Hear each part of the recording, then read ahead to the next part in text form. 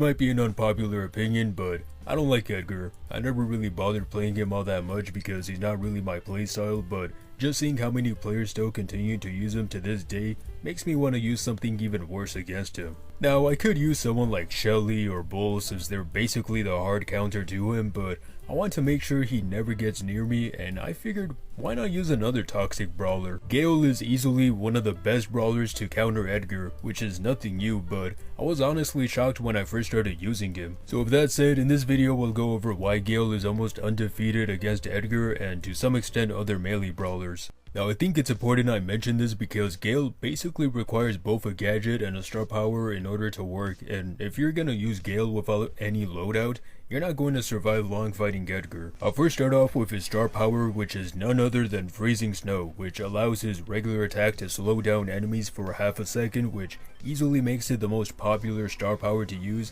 It's not hard to see why. Whether you're attacking or defending, it could be difficult for an enemy to get close to you unless they have some dash ability. Even though Gale can do quite a lot of damage at any range, you still might take some damage yourself if you become unwary of your surroundings. Now this is just my opinion, but I wouldn't recommend only using Freezing Snow because while it is useful from medium to far range, there's still a big chance that Edgar might catch up to you and attack.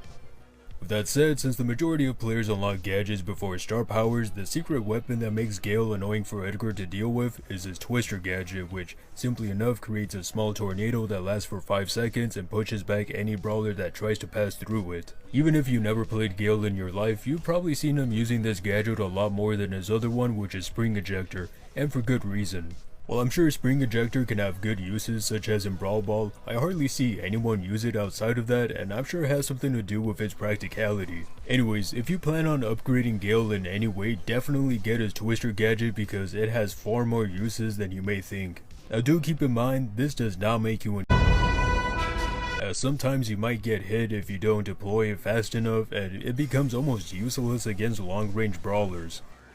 Though considering how the meta right now seems to include a lot of melee brawlers, this is still a massively useful thing to have, even if you never end up using it for a match. So simply put, combining both of these tools makes Gale annoying to deal with in a way that very few brawlers can do effectively, and while I only played him on Solo Showdown for this video, he is a great choice in other modes. But that's it for this video. I hope you all enjoyed it, and tell me what you think about Gale in the comments. Anyways, have a good day.